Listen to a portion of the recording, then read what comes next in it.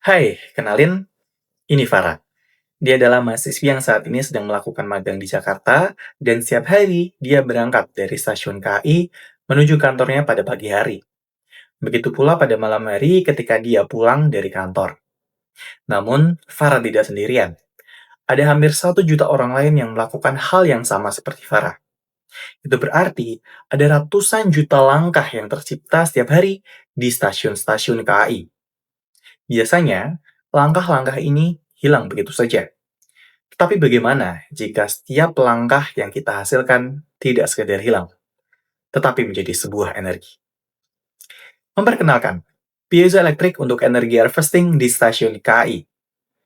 Kini, setiap langkah yang terbuang bisa dimanfaatkan dengan piezoelektrik.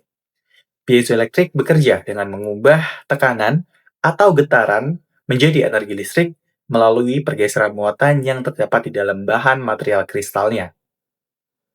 Jika ada orang yang menginjak di suatu piezo material, maka akan menghasilkan sebuah energi listrik. Dan semakin besar massa yang mengenai piezo material, tegangan yang dihasilkan juga akan semakin besar. Untuk implementasi di area 100 meter kuadrat di stasiun KAI, energi yang dihasilkan adalah 8,65 kWh per hari, dan ini sudah cukup untuk menyalakan lampu selama 24 jam di satu stasiun KAI. Berikut adalah penempatan dari piezoelektrik yang potensial di area stasiun KAI seperti di Stasiun Bogor, Stasiun Manggarai, dan di Stasiun Pasar Senen.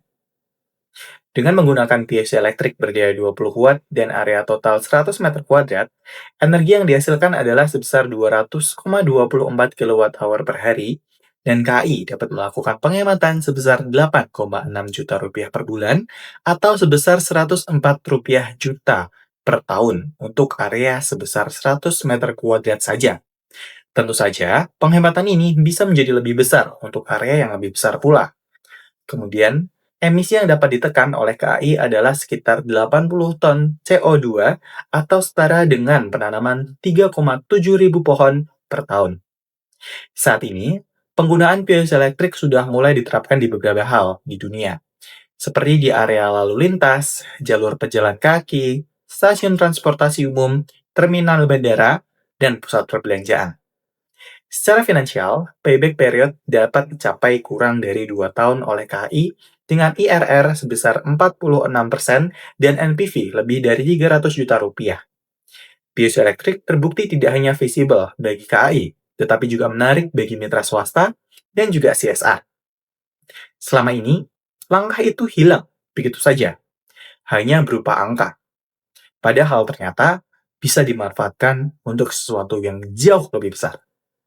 Pertanyaannya adalah, apakah kita akan terus membiarkannya terbuang atau menjadikannya awal perubahan menuju masa depan yang lebih hijau? Saya Fatahillah Yusro dari program studi teknik elektro, dan saya percaya, langkah kecil, perubahan besar.